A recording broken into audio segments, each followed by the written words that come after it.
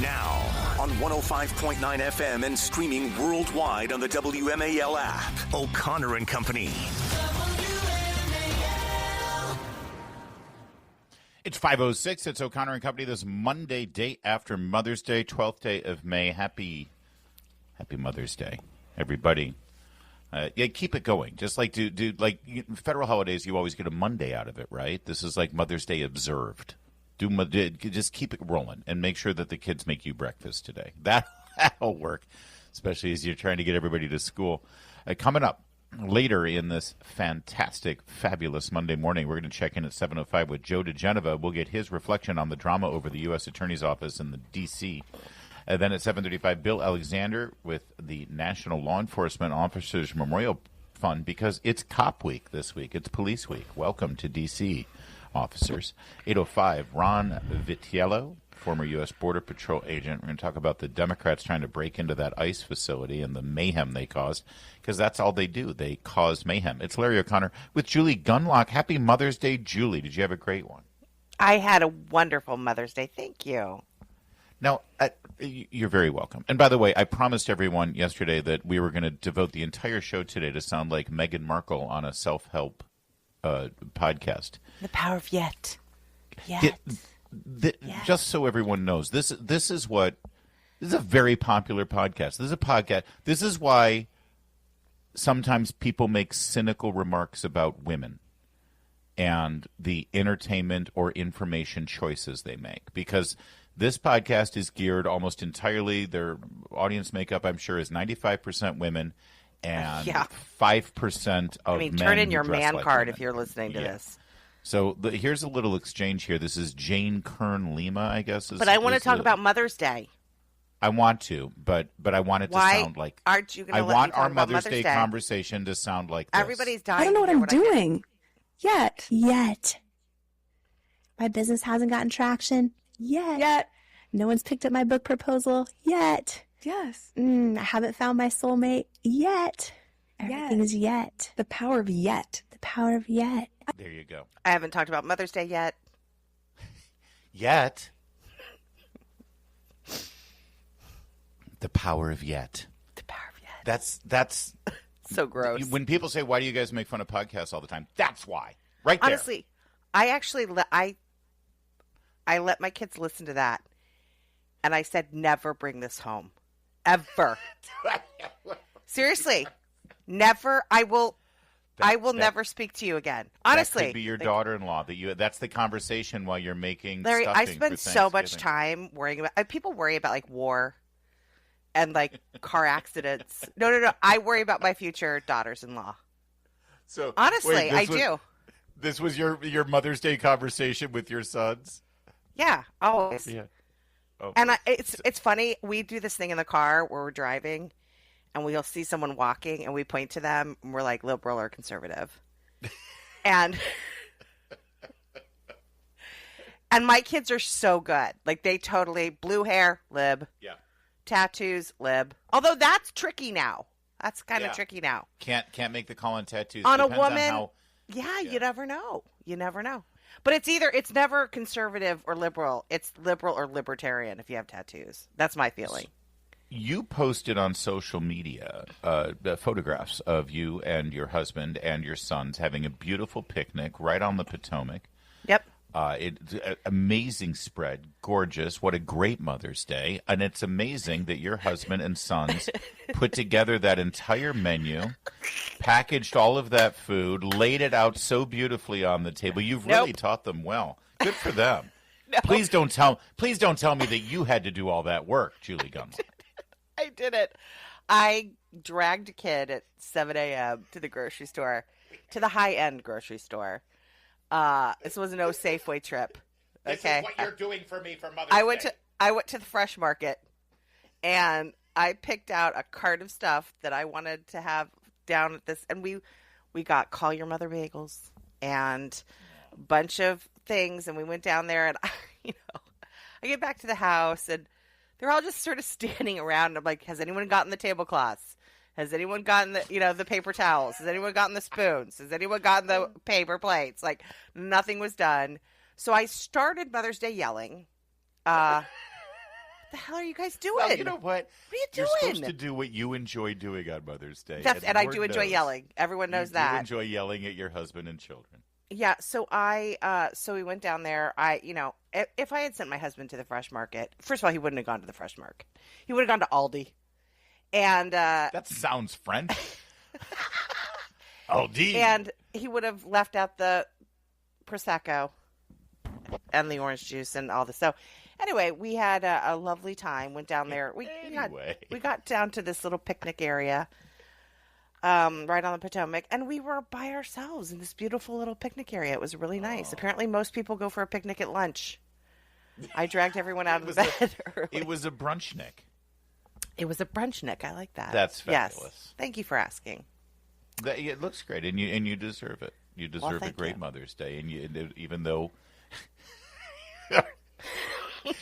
you had to do it because it had to be done right. If we're going to do this, we're going to do it right, so I'll do it. But, Mom, it's Mother's Day. Let us do it. No, I'm not going to sit there with... Shut up and go get a roll of paper towels. With pizza rolls and Hot Pockets. Ritz crackers and Cheese Whiz. No, we're going to do a picnic. We're going to do it my way. That's okay, right. Mom. Happy Mother's Day. They were very happy. With the meals with the bagels I assembled for them. I doubt you sound quite as harsh as I. No, we laughed a lot. It was great. They know I'm a total control freak, so they're fine. Well, we laid low. Meredith, here's what happened on our Mother's Day, because technically it began at 12:01 in the morning. We were at Old Ebbitt's Grill drinking a lot with Matt Foldy and his friend Melanie, and the entire trumpet section of the National Symphony Orchestra, as well as a couple of other musicians who we went to see the concert. Did you go back at to the Kennedy Center? We went to the Kennedy Center Saturday Twice? night. Oh, my saw gosh. Mahler. Hey, it's our Kennedy Center now. I know. Damn it. I know. There really is something audacious about standing at the stage door and seeing Trump and Melania and J.D. Vance and... Wait, so they were there. I missed this. No, their pictures are there. Oh, their pictures. Okay. They've got their pictures up at the door, the first and second couples up on the wall, and it's just there's just something about so it, great. Especially Trump's picture and Melania's picture, because it's just like they're so badass. But we went to the National Symphony Orchestra and saw Mahler's Sixth Symphony is very rarely done because it's got these huge orchestrations. Like the stage was overflowing with. They had like extra musicians because it's such a big thing. And it was fantastic, and it was a great evening of fantastic Western civilization and culture. And so you had your champagne at midnight. We did 2 hours into Mother's Day. We were still. I had no idea it was at 2 a.m. And Meredith's like, "Honey, we gotta go." And I'm like, "We're just getting started. Come on." Oh no! We were. Oh no! We had like a tower of oysters. We had all the. I mean, it was great. It was fantastic. I mean, old that's Ebbets right.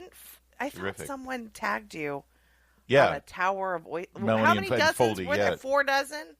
Yeah. Oh, it was a huge amount of oysters, but we were a big party too. But yeah, it was great. And anyway, we had a great time. But then because of that, our mothers, Meredith, I think, slept until noon. And our Mother's Day was basically spent. We can't do that sort of thing anymore at our age. Yeah, so we were recovering and laying low there. And I was recording the audiobook for my new novel, which is going on pre-sale this week. So I'm very excited. Really? About that. Oh my gosh, you're such a busy bee. Or novella, really. But yes, I finished my book on Friday, so we were sort of celebrating that too. But it was great. That was our Mother's Day, and then Meredith fielded phone calls from all the kids on Mother's Day, and even Veronica, who's in Hawaii now. She's not quite under the Pacific Ocean in Hawaii? Yet. She's in Honolulu picking up her boat there. Yeah, and then she'll be. And of course, her new husband. We thought they were only going to get like so a stupid, weekend. Larry. I was like, "What's she doing in Hawaii? Like it's a vacation." Such an idiot. Yeah. She's there for work. She's there to rendezvous with her boat. But her husband, she had to go back to work like 2 days after the wedding. They just got a little weekend down in Newport Beach at a resort, and then she had to go. He flew to Honolulu to surprise her. Oh gosh. She didn't know. She was just at a bar with like friends from her crew, You're kidding. And they're hanging out, and he just walked in. How cool is that? Oh my gosh. Yeah. That's amazing. So they got to have sort of a second mini weekend honeymoon. Oh, that's very sweet. Yeah. I'm so glad. Sweet. And I think starting today or tomorrow, I won't hear from her for quite some time as she begins her next tour. Very cool. Wow. Anyway, that was our Mother's Day. That was your Mother's Day. And happy Mother's Day, everybody. It's 60 degrees at 5:18. WMAL, making sense of the news. Live from the Home Paramount Pest Control Studios. Home Paramount, the leader in pest control since 1939. I don't know what I'm doing. Yet. My business hasn't gotten traction. Yet. No one's picked up my book proposal. Yet. Yes. I haven't found my soulmate. Yet. Everything is yet. The power of yet. The power of yet. Podcasts forever, baby. This is all we were told that podcasts were going to make us smarter, and then we get something like that. And we're actually going to become dumber as a society because of podcasts. Absolutely. That's why we have to get NPR out of this business of podcasts. New York Times, whatever the hell this thing is. This is the podcast that Meghan Markle appeared on last week. I didn't get a chance to talk about it, so I want my crack. This is Jamie Kern-Lima, entrepreneur, investor, media personality. She co-founded IT Cosmetics, which she then sold to L'Oreal for $1.2 billion in 2016. I mean, what am I doing wrong? I mean, that woman, if anybody watched that podcast, that woman, look, obviously I don't want to call her stupid, and that's a rude thing to say, but she is vapid. I mean, these women are truly vapid, and it is astonishing to me that woman can even tie her shoes, much less sell a makeup. She graduated valedictorian from Washington State University. She got an MBA from the Columbia Business School. But she worked various jobs, including a waitress at Denny's, grocery bagger at Safeway. She had a background in the media. She'd been a television news reporter. She was Miss Washington, USA in 1999. And so that, I guess, makes her podcast. And now she's interviewing the princess of Sussex. She did herself no favors. I mean, Meghan Markle is truly a narcissist, pathologically. She is just insane. And this woman who interviewed her, what's her name again? Jamie Kern-Lima.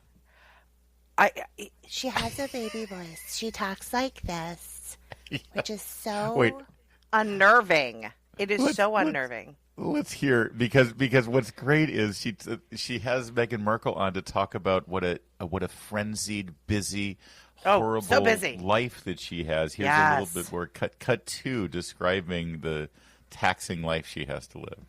Well, this morning was different because Archie has a cold, so he's home from school. But I get up at 6:30 and gives me a minute to, I wish I could say I woke up and meditated. I don't do that. I have the monitors on so I could hear both the kids. They get up at 7. So I give myself a little bit of time to either put on workout clothes, brush my teeth, get both of them up. I get them dressed, get them downstairs, make breakfast. And then if I haven't done their lunch boxes the night before, then do that. I love doing lunch boxes. It makes me very happy. And writing a little note in their lunch boxes. Remember when you were doing your first lunch box? I told you little tips there. Yep. And then if I don't have meetings in the morning, then I try to do school drop off. So they're at 2 different schools. So that's our big circuit. So from 6:30 in the morning on drop off mornings for me, I'm not home till 9. So, and then after that, I'll just jump into meetings. I'm watching your face, days, Julie. I'll wake up and get them all set. An amazing nanny who's been with us for 5 years. She'll take them to school. We could create, that's enough. We could create our own podcast of just your reactions to this conversation. She is so full of it, as if parents don't deal with this. And also, I think she's lying, first of all. I think it's all lies. I think she lays in bed all morning, and I don't think she even sees those kids. She's got nannies. Well, they do. We know that they have a nanny. I mean, she admits it. They have nannies. And where was the follow-up from Ms. Kern-Lima, or whatever the heck her name is, Lima, saying, "Oh, but hold on a second. So you do all the cooking? There's no one cooking do all in your house? By the way, who cleans up your boxes? kitchen after you make the lunch where's boxes? Harry? Is he just sitting on his throne? Where's the husband? He doesn't have a job. Is he sitting on his throne? And like, Yes, they do have a well. right, yeah. I mean, Is that a euphemism? I find this so weird, and I will tell you, I'm not, look, it is not unusual to be in the car for an hour, especially like if you live in a city. I sometimes have to drop my kids off. My kids go to school far away. But even if you don't, I mean, this circuit she's talking about, this is normal stuff. And it's important to put in context because, she also says, I work so hard. It's just mind-boggling that nobody tells her this tone is bad. Because she says, right. I work everything so she hard. just laid. Yes. Everything she just laid out there about such a busy morning, that's literally a normal morning for every normal human being in this country. And she sets it up like it's unique. That she's unique. And, I will say, first of all, again, I think she's totally lying. I think the nanny does everything. But I do think in Hollywood, it's interesting because you can tell who her audience is. She's speaking to other very wealthy people. Because in Hollywood and among very wealthy people who do have staff who do those things, maybe that is normal, right? Maybe that is unique to actually get up. She's trying to act like an average middle-class person in this exceptional world that she exists in. And again, I don't think it's true. But she's trying to impress wealthy people. She's not trying to impress people like me because I'm like, yeah, thanks. Welcome to regular life. So here's my question. This not her podcast, but this podcast does very well. This episode got huge numbers. Is it because people listen to it like you and I do? And it's because rage listening. 100%. We hate it. We hate it. Oh, 100%. And they get numbers from people who hate them. Yes. And want to watch how much, and because it makes us feel I don't better know who this Jamie Kern, whatever, baby talker, or I don't know who her base is. Like, there's a lot of interest in makeup and skincare these days, much more. It's so funny. Like, you watch but these... her podcast isn't really about that. It's about entrepreneurship. Entrepreneurship.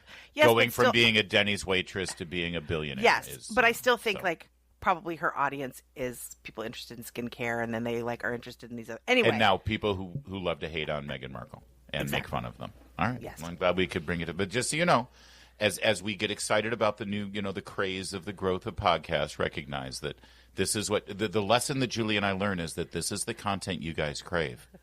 Not talk radio host. You don't want to be a talk radio host. You want to be an influencer content creator, Julie. That's right. That's what we do. It's 5:25 WMAL traffic and weather. Every 10 minutes, first on the fives. It's the power of yet. The traffic isn't that bad yet. It's going to clear up, but not yet. Coming up, good news. It looks like the U.S. and China have agreed to drastically roll back tariffs. This is a great, great development and a trade breakthrough. Keep it here. We'll talk about it. It's 5:30. WMAL-FM Woodbridge, Washington, a Cumulus media station. Making sense of the news. News Talk 105.9. News now. Now on 105.9 FM and streaming worldwide on the WMAL app. O'Connor and Company. It is 7:00. No, it's not. It's 5:36. But at 7:05, we're going to have Joe DeGenova join us. Also at 7:35, Bill Alexander of Law Enforcement Officers Memorial Fund, because it's Police Week here in D.C. Nationally, but we're honoring it here in D.C. 8:05, Ron Vietello, former U.S. Border Patrol agent. That's all coming up. It's Larry O'Connor with Julie Gunlock and this Mother's Day observed. Good morning, Julie. Good morning. Well, as we recapped our weekend, picnics on the Potomac and National Symphony Orchestra and all that stuff, what was the president doing? Well, the president announced a trade deal with China. He brokered an in-person meeting between Ukraine and Russia. He helped stop a potential war between India and Pakistan and announced that he's going to be doing something to reduce the price of pharmaceuticals here in the U.S., and he also got the final American hostage released by Hamas. That was his weekend. Good grief. I'm a little skeptical of a couple of those items that we'll get to as the morning develops, most specifically the cozying up to Qatar, as well as the what appears to be price controls announced on pharmaceutical industry, although pharmaceutical industry doesn't do much good for themselves here in terms of... I do hope Melania got a half hour. I hope Melania got like a half hour. Oh, of his time? He did all of that while honoring his wife on Mother's Day. I'm sure he is. Yes. That was a busy weekend. So let's talk about the China deal. Going into the weekend, we knew that Secretary of the Treasury, Scott Bessent, was going to be sitting down with our U.S. Trade Representative, Jamieson Greer, as well as their counterparts over from Beijing. They were meeting in Geneva, and I don't think anybody expected any huge development, although it appears that they did walk away with this, a 90-day rollback on tariffs that each country has put forward. No one expected this. As I said, it's a surprise breakthrough, as CNN puts it. The announcement was made in a joint statement. This is after a weekend of negotiations in Geneva, where they both said that they had made substantial progress. So, in other words, they got a lot done. They reached agreement on a lot of things in principle. They want to work out the details, but because they had so much substantial breakthroughs here and progress, they said, hey, listen, obviously we're moving in the right direction. Obviously, we're going to have a deal. So how about we do a 90-day freeze and rollback on these tariffs starting today, starting Monday, because we know we're going to get there. So why not just roll it back now and then clean up the details? That's what it appears happens here. Of course, the Dow futures jumped 2%. S&P futures rose about 3%. As it looks as though as today's market opens and progresses through the day, the market's going to have a pretty strong day in New York and globally, and basically whatever losses there may have been prior to the tariff announcements are going to be erased, and we're probably going to be substantially further ahead in the markets if you judge the economy based on that. And I know many people judge their personal economy based on that, based on their retirement funds and whatever investments they have. So that's an unexpected and huge advancement that was announced yesterday. It really was. Trump definitely played hardball, but this is so good for the U.S. Reading from this article, it says it effectively means the U.S. will temporarily lower its overall tariffs on Chinese goods from 145 to 30, while China will cut its levies on American imports from 125 to 10%, according to their joint statement. Yeah. This is incredible. And we know that this was already affecting the Chinese economy. We know that there had been outbreaks of sort of brawls and fights outside of Chinese factories, and that they were really struggling with this. So good for U.S. Secretary Scott Bessent and President Trump, of course, for brokering this deal, which looks good. I'm just wondering where all of the people in the media and all of the Democrats and all of the never-Trumpers, they all said Trump is single-handedly ruining the economy, and this is the biggest boneheaded blunder that any president has ever done. At first, the economy wasn't chugging along anyway, number one. But number two, there were fundamental disruptions in American trade across the world. And not just trade deficits. It had to do with fair trade in countries that impose not just tariffs and levies, but also non-tariff barriers trying to protect their own industries. That began to be resolved with the UK with the announcement of a trade deal Thursday morning, and now this Chinese trade deal. I mean, other countries better start stepping up and getting in line. The EU in particular, who really gambled that they could make a deal direct with China and undercut the U.S., that ain't happening. The U.S. is the biggest consumer on the planet. Every market wants to do business with us, and if they do, they need to let our companies do business in their markets. It's that simple. You know what's so interesting, Larry, is it is the left. I remember in the 90s, it was big to buy your coffee by, people who only sold fair trade coffee, right? That's right, fair the trade Democrats coffee. were all about fair trade, fair trade, fair trade. They've suddenly shut up about that, right? When it's unfair to the United States, that's fine. They don't believe in fair trade in the United States. This is exactly what Trump is trying to achieve. And it's going to be good for the whole world. The devil, as they say, is in the details, and we'll see exactly what those details look like. But any alarm over trade disruption, supply chain disruptions that we're going to manifest because of these tariffs should be resolved by this 90-day freeze, presuming that they can work out the details. And it also gives weight to what President Trump and many of his advisors have been saying for months now, which is tariffs are a tool. Tariffs are a tool, and if it can be used as a tool and even a weapon in some cases to bring people to the table and get a better deal, then you got to use them. And that's what it was. And anybody who sold all their stocks when the market took that dip, April 3rd, April 4th, if you sold everything, what are you doing, man? Look at what if you'd either bought when the market dipped, or if you just merely held on to your stocks that you had on April 2nd, you'd be sitting pretty right now. Did I say sitting pretty?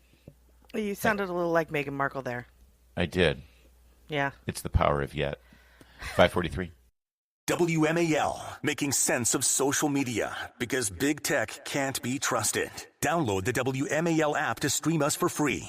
Well, as we reflect on the busy weekend that we had and President Trump had, we should also take a sneak peek at what will surely be a very busy week ahead for, well, at least for the president. I don't know about us. We're just going to do this little morning show. President Trump, though, he'll be traveling to the Middle East. He plans to unveil today a plan to lower the cost of prescription drugs, which appears to be dabbling in the realm of price controls, which makes me incredibly uncomfortable. So we'll take a look at how that develops. But I'll hold my fire and wait to see the language, what he's going to be proposing.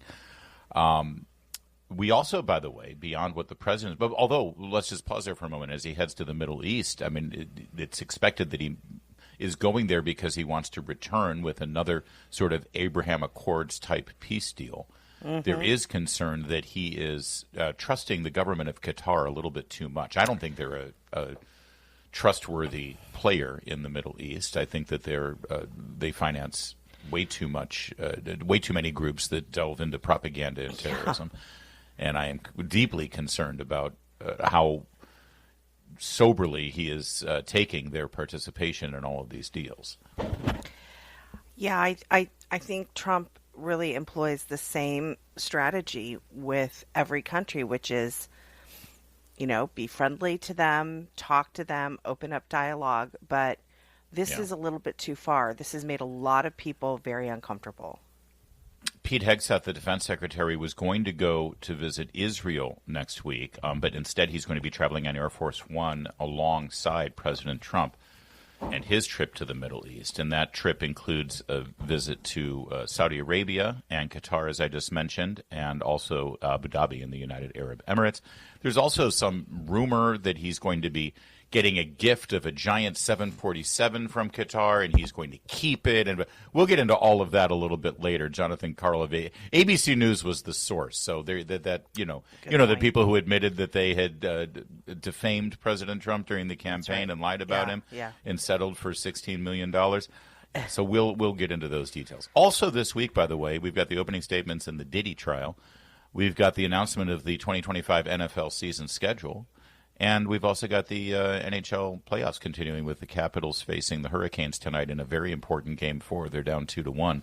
This is going to be an important game. So it's a busy week, Julie. Busy week. Buckle up. You ready? I'm buckled. All right. Power of yet. 5:53.